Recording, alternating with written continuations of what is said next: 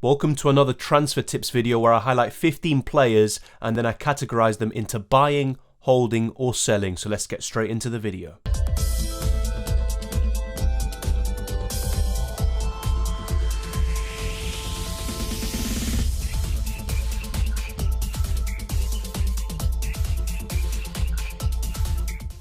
So the first player is Reece James. He's a very obvious one, and for those of you who have Chilwell, and obviously he is an injury doubt and I'll be talking about him later on in this video, I think if you don't have Reece James already, I would go and buy him right now. He's looking so good, even against Juventus in the Champions League he scored, and he was just an absolute beast in all departments of the pitch. And if you look at his stats, 4 goals and 4 assists in 9 appearances for a right wing back is crazy, but to be honest, it's what we've come to expect from the likes of him, Cancelo and Trent, and some decent underlying numbers too. 12 shots with 5 of them being on target. Of course, you would suspect the goal numbers to kind of decline a little bit. He has been overperforming slightly. His expected assists is pretty decent, and I think he's actually got even more assists under his belt to come, and he's had 2 big chances himself, and he has created 3 big chances with 17 key passes, and I think he is probably the best value player at the moment, and will definitely try to bring him in along the likes of Trent and Cancelo, and I think you're sorted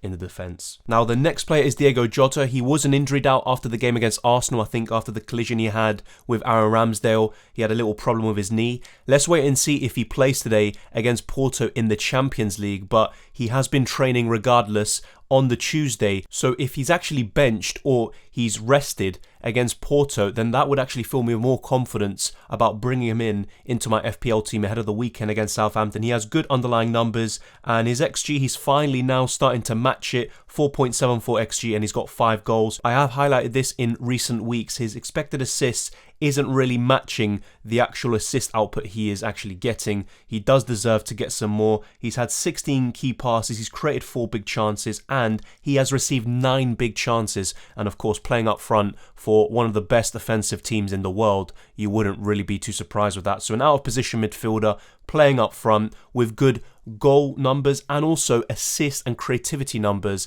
I think there's a lot to like about Diogo Jota, and because it's looking like he's going to be fit ahead of game week 13, he is a definite buy for me. Now Bernardo Silva has turned out to be what we all expected from Phil Foden. Now if I had to pick between Phil Foden and Bernardo, I would still go for Foden, but that doesn't mean Bernardo isn't a buy, and he features once again here in the buy section. 4 goals and 2 assists in 11 appearances, a very healthy return, especially from Bernardo Silva, who, to be honest, historically isn't really that good of an FPL asset, and if you look at this season, he's ticking along nicely, but then again, you look at someone like Foden, who's probably way more explosive, and when he does play as the false 9, Foden is definitely my City midfielder of choice. But Bernardo Silva has overtaken Gundogan, Jack Grealish, Kevin De Bruyne and the others to be one of the best midfield options in the entire game, but also in the Manchester City midfield, which is saying quite a lot. He's got decent numbers, 3.52 XG and 2.36 XA, so more or less he's kind of matching the kind of numbers, the underlying numbers he is creating. 6 big chances, and he has created 3 big chances himself. Now, some of his goals can be classed as lucky, but he's still getting those goals and assists. Do I expect him to kind of continue this into the long term? Maybe not, but I still think he can tick along nicely, especially during the Christmas period where he's going to be nailed, and that is a very big plus factor with those fixtures coming up for City, and the fact that he's nailed, I think that is a huge advantage, and that means he is worth buying. I never thought I would say this, but Christian Benteke right now is a buy. You look at those fixtures coming up, and I was talking about Gallagher and Zaha before. Well, Benteke, if you need a striker, you're not really sure about who to go for, a lot of them are off form. Benteke is up there for the underlying numbers, and in terms of recent games, he is just absolutely killing it, and he's got 4 goals and 1 assist across the whole season. My only concern with Benteke is that occasionally he could be benched, so he's not completely nailed, and if you look at the last game against Burnley, Edouard actually had an injury prior to that game, and that's why he came off the bench and didn't start himself. So Benteke is going to be a bit of a tricky one, and during the Christmas period you want someone who's completely nailed. That's why if you have to go for a Palace player, especially an offensive asset, I would go for Gallagher. But if you're looking for a striker, I think Benteke is probably one of the best ones to go for, because he'll play the majority of games and start them, and he's got good underlying numbers, he's getting the goals, he's one of the most informed strikers in the league at the moment, and 26 shots overall, with 8 of them being on target. Pretty decent, not the greatest, but even in terms of assists, 2 big chances created and 10 key passes with 1 assist so far. So I think Benteke can only improve, and I think with some of those fixtures coming up, including facing his former club in Aston Villa, that could actually be a good fixture despite the fact they have a managerial bounce with Steven Gerrard. So for me, Benteke is a buy. Now the fifth and final buy for this week's episode is Sergio Reguilon. Now he did get the goal, a rebound from Eric Dyer's free kick, and he's got decent underlying numbers, 0.89 XG and 0.97 XA. I was talking about this originally, and Emerson Royal was showing better form at one stage, but then I think in the same week, just a little bit later on, looking at all the stats and looking at Reguilon's kind of history, especially in terms of assists, I was backing Sergio Reguilon slightly more than Emerson. Now, that doesn't mean Emerson isn't a bad pick as well. He's still a good option, but I would go for Reguilon. He's got better underlying numbers, and in terms of assists, he is more reliable, and he actually now finally scored his first goal for Spurs against Leeds United. Now, would I prefer him over the likes of Chilwell if he's fit? James, Cancelo and Trent? Of course not. But if you are looking for someone around 5 million or just a cheaper defender, then I think Reguilon could be one of the better ones to go for. And if you are looking to triple up on Spurs or add another player on top of Son or Kane, then I think Reguilon is the one to go for. Now, Antonio Rudiger, I actually talked about him last week in my streams and stuff like that, and a lot of people were asking me, should I bench Rudiger, should I get rid of him for Reece James?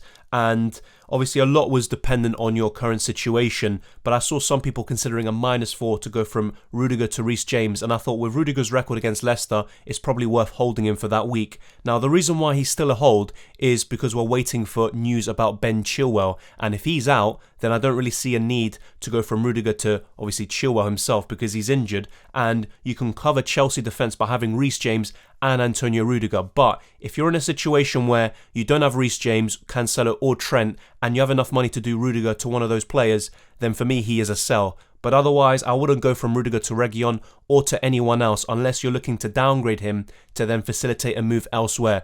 Otherwise, for me, Rudiger's a hold. And with Diaz now kind of being in and out of that City team and Rudiger offering more goal threat and also playing in arguably a better defence, I would hold Rudiger for the time being. And if you look at his XG, 1.44 for a centre-back after 11 games is pretty decent. He also can get assists because of knockoffs, because of his heading and aerial prowess. So I think Rudiger's a good option. He's had 8 key passes, which is pretty impressive for a centre-back. He's had 2 big chances himself, and he is just such a menace. And of course, he can get some bonus points, especially if Chelsea only score a goal or struggle to score in a game. So for me, Rudiger is a hold. Now looking at Phil Foden, a lot of people have kind of just, their patience has run out after 3 blanks for Phil Foden, and he is kind of being played in a position where he's too wide. Of course, when we got him in, he was playing as the false 9, and yes, he was a bit lucky in his returns against Brighton, and I mentioned that at the time, but I still think Foden is the best City option you can go for. Bernardo Silva might arguably be more nailed, and he's also cheaper, but I think Foden is more explosive. And in terms of underlying numbers, of course, you have to bear in mind, Foden has only played 8 games. Obviously, he had that injury, and 2.9 XG and 2.55 XA is a pretty decent return. 4 big chances, and he has created 4 big chances himself with 11 key passes in total. 15 shots, 9 of them being on target, and 15 shots in the box. So pretty decent numbers on the whole for Foden. Not the greatest stats, but then again, he hasn't played as many as a lot of the players we have been discussing in today's video. But for me, Foden is a hold. If you're looking to buy someone, I can completely understand why you'd go for Bernardo Silva. I'd personally still go for Phil Foden, but obviously, if Foden continues to blank and Bernardo continues to return, then you might have to obviously change your perception in that way, and it could be another situation with Bernardo Silva like Ilkay Gundogan last season, where out of the blue they turn out to be the best asset from Manchester City. But Foden for me is still a hold. Try to have some patience. The good fixtures are now coming, and I think especially if Grealish comes back soon and plays on the left wing, that will only benefit Phil Foden, who has a good connection with Grealish on the pitch, and also it allows him to play as that false 9 where he's so dangerous. Now, we've had a lot of positive news today about Leeds United. So yesterday, Bamford is back in training, and I believe Shackleton's the other.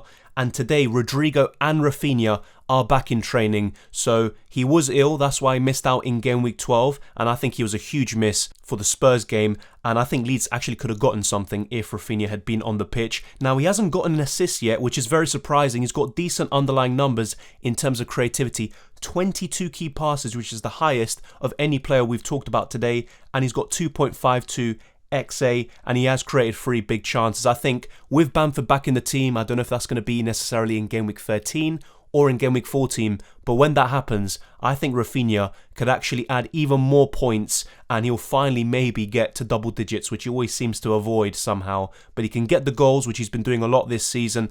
5 goals in 10 games, very impressive for the Brazilian, but I think he can add assists to that, and as a result, he will get even more bonus points and it will be much better asset. The only problem, of course, is around game week 16, as you can see, Chelsea, Man City, then he's facing Liverpool and all these other tough fixtures on the horizon during the Christmas period. It's going to be very tough for Leeds United and Rafinha, but I think over the next 3 games, he is a hold and he could be a very good option, especially if Bamford's back in the starting lineup sooner than expected. Now, it goes without saying, I think Smith Rowe is a hold. He's facing Newcastle at home, then some tough games coming up like Manchester United and Everton away, then Southampton and West Ham at home. So overall, over the next 5, pretty mixed fixtures, but I still think he's a hold. I know there's going to be a big temptation to go to Cornet, to Gallagher and other options around this price. There's so many this season, but I would hold Smith Rowe if you have him already. I wouldn't be looking to bring him in right now, but if you have him, I definitely hold. 4 goals and 2 assists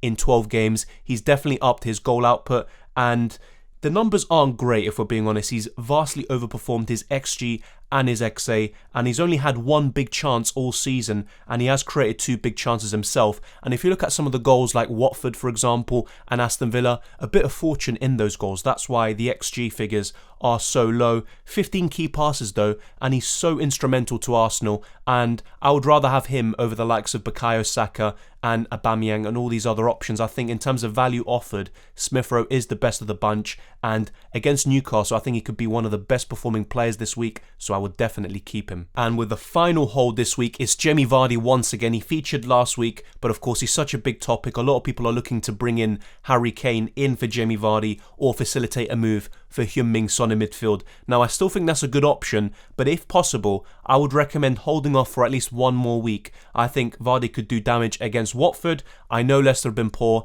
and Jamie Vardy as well. He's blanked 4 times in a row, but so have Kane Son and Harry Kane. The underlying numbers are still good across the whole season, but of course, they have massively dropped off a cliff in recent weeks where Vardy has been anonymous, but he should have scored against Chelsea. He had 1 big chance in that game, and he should have taken it. But still, of course, on another day, Vardy will always take his chances. 7 goals and 1 assist in 12 games is still a very healthy return. And another kind of reason for holding, and the same goes for a lot of strikers this season, is because there's not really any viable alternatives at the moment. And right now, the likes of King, Dennis, and also Benteke, they seem to be the best options at the moment. And that could easily change, especially with Lukaku coming back into the mix. But I think Jamie Vardy's a very nice placeholder for the likes of Lukaku, Cristiano Ronaldo, Harry Kane, etc. That's why I would try to still keep him in your squad if you have him, and try not to break that structure, because in a few weeks' time, you might want to get the likes of Ronaldo, Lukaku, Kane, etc. into your team, and it'd be very difficult, or at least you'd have to take hits or make multiple transfers and wait in order to do that again. So I would keep Vardy at least for 1 more fixture, and over the next 4, I think he's got as good fixtures as anyone else. Harry Kane's the only one who can kind of match him in that front, so I would keep Jamie Vardy at the moment. The first sell we have today is Ben Chilwell. Now, it comes with a caveat. Let's wait and see for any more injury news, but at the moment, based on the information we've gotten so far, it looks like Ben Chilwell could be out for at least 1 or 2 weeks, and if the injury turns out to be more severe, it could be even longer. And of course, if that's the case, then I think Marcos Alonso could be a very good buy in that instance. But of course, a lot of it depends on the news. And otherwise, in the case that Ben Chilwell is fit, for me, he's definitely a buy. Of course, at the moment, I would rather go for Reece James, but still, Ben Chilwell is very close to his level, and I think both of them offer such great value. And you look at his stats across the season, only 6 appearances and 3 goals and 1 assist. That's pretty much striker numbers, and the positions he takes up, I would argue, are even better than Reece James. But I think Reece James has a better cross on him, and in terms of underlying creative numbers, Reece James also trumps him on that. But in terms of the goals and goal threat, Ben Chilwell is superior to Reece James, although not by much, and both of them are very identical. It's a 50-50 decision, but based on the news we have so far in terms of the injury, Ben Chilwell is a sell, but wait before you do anything else. I encourage and I insist on that. Wait before you make any final decision, because if Chilwell is fit, or he only misses one game week, then he's definitely a hold for me. And also you can buy him when he's fully fit. But for the time being, based on the information, it looks like he could be out. It would be a sell. Now we're looking at his teammate Kai Havertz. For me, he's a definite sell. He's got a knock anyway, and even if he was fit, for me, he's definitely a sell. I know in recent weeks, actually, he's been outperforming Foden. So why would I back Foden and not Kai Havertz? Well, one is the fixtures, and two, I think Phil Foden has more to offer than what he's been showing. He's been very unlucky not to return against Crystal Palace and Manchester United. Against Everton, fair enough. I don't think he really deserved an attacking return as such, although he was a bit unlucky not to get an assist for Raheem Sterling. When you look at Kai Havertz, though, 20 shots overall, 5 on target. His XG is 2.66 and his XA is just over 1. So he's pretty much matching his underlying numbers with his actual goal output. But still, I think his numbers are pretty poor considering the fact he has played 11 games. I know some of them have been off the bench, but only one big chance created, and he has had 5 big chances, but he has this tendency to kind of miss the really crucial chances, obviously the Champions League final goal aside, and he has only registered 2 key passes. So for me, Kai Havertz is a sell, especially with Timo Werner and Romelu Lukaku now being available. Werner came on and scored against Juventus, so Kai Havertz will probably not even start as much, especially if he is injured. So for me, he's a definite sell, and I wouldn't even think about this one twice, unlike Ben Chilwell. We've got yet another defender on this list, and Ruben Dias. I actually talked about holding him last week, but because he was actually benched against Everton, it just kind of screams out to me that something has changed from last season, where Ruben Dias was pretty much never benched up until they wrapped up the league title. But right now, he's already been benched several times, and I know it's pretty much because of that PSG fixture, and that's not going to happen so often. But you look at Cancelo, for example, and he's been playing 90 minutes every single game. Now, I expect that to change, but with Cancelo, he at least has that attacking threat. He can get those assists, he can get the occasional goal, which I think he is definitely due, and of course the bonus points. But with Ruben Dias, you're mainly going to get the clean sheet points, if anything, and sometimes he's going to be benched. And I think for around that price, it's an easy switch to Reece James, Alonso or Ben Chilwell, depending on Chilwell's fitness, and also Trent. So I would definitely go to one of them instead, or if not, downgrade to a Region, or even yet, a more cheaper defender. So for me, Ruben Dias is a sell. You look at his underlying stats, his XG is pretty poor. Compare it to Rudiger, for example, who has a 1.44 XG. His XA is decent, and he can get a few more assists this season, and I expect him to score maybe 1 or 2 at least. But I don't think Dias is worth that premium price tag right now, despite the fact that Man City have an exceptional defence, and I see a lot of clean sheets on the horizon. And if you do decide to hold, I can understand that. But I think with all these other options, the wing backs, playing in very good defences themselves, I would go for them instead and sell Ruben Dias. Over the last 3 game weeks, Adam Armstrong has arguably been the best budget striker, but he's facing Liverpool next. Leicester, Brighton at home isn't too bad, and even Arsenal away and Palace away, but on the whole, the fixtures aren't that great, and I know there's not that many options that really appeal to you up front, but I would rather either have a budget striker that you just have on your bench and then upgrade your midfield and the rest of your attack and defence, or you could actually switch to Jimenez for 2 game weeks, Callum Wilson for 4, although he is actually 1 yellow card away from suspension, and there's a few other options who are creeping back into the mix, like Patrick Bamford. Calvert-Lewin should be back in a few weeks. So for me, Adam Armstrong is a sell, and of course you don't have to do it right away, but I think over the coming weeks, I think Southampton will kind of drop off, at least in terms of offensive numbers. Adam Armstrong might even be occasionally rotated. Of course, that's not a guarantee, and Armstrong doesn't deserve to be benched at this moment in time, but I think Southampton are very inconsistent offensively, and the numbers are decent for Adam Armstrong, 33 shots overall, and he is a good player, he's a good striker, and he has been showing his worth recently. But I think with those fixtures, with Southampton's inconsistency and other options creeping back into the mix, Adam Armstrong is a sell. This is the final sell of the week. It's Gabriel Jesus, and similar to Ruben Dias, he got benched after the international break, and that's probably the main reason, because he had played for Brazil, although obviously it's mainly to do with the travel rather than the minutes played in that instance. But he's got a really good record against the Toffees, so I was very surprised to see him benched. He's got 8 goals and 1 assist against them. I'm very sure that he would have done something against them if he had started, and his numbers are decent. He has been, though, vastly overperforming his XA, and I don't think that's sustainable. You look at his XG, he's kind of matching that. Maybe should be scoring 1 or 2 more goals, and his underlying numbers as a whole, 19 shots inside the box is pretty decent, 20 shots overall, 9 on target, 17 key passes. those are decent numbers, but on the whole, I think he's a sell, especially once again, with Bamford coming into the mix, Calvert-Lewin could be back soon. Then of course, we've got Mikel Antonio when he actually starts picking up form, Raul Jimenez over the next 2, Callum Wilson over the next 4, then of course Jamie Vardy, Harry Kane, Ronaldo and Lukaku now coming back into the mix. So Gabriel Jesus for me is a sell. I know he's got some good fixtures and I expect him to get the occasional haul, but I don't think it pays off in the long term to have Gabriel Jesus, and I'd rather cover City attack with either Bernardo Silva or Phil Foden. So that concludes the 15 players to buy, hold and sell, and as you can see on screen, Harry Kane and Son, the updated stats for them from game weeks 1 to 12 courtesy of Fantasy Football Hub, and I still think they're both buys despite the fact that they have blanked 4 times in a row. But of course, if you do have Vardy, you maybe could hold off for another week or so, and maybe this Burnley game is not exactly the ideal time to get them in, despite the fact that of course Burnley have been very poor this season, especially defensively, but some very good fixtures afterwards like Brentford and Norwich at home, where I think Kane Son could do some insane damage and be maybe finally some good captaincy choices to kind of deviate from Mohamed Salah. But thank you very much for watching this video. If you enjoyed it, smash the like button and subscribe if you're new around here. All support is very much appreciated, sharing the video, commenting and all of that good stuff. Good luck with Game Week 13, and if you have any more players to kind of add to the buy, hold or sell list, let me know down in the comment section below. Remember to follow me on Twitter and Instagram, Dylan_RCM. A big shout out to everyone who already follows me there.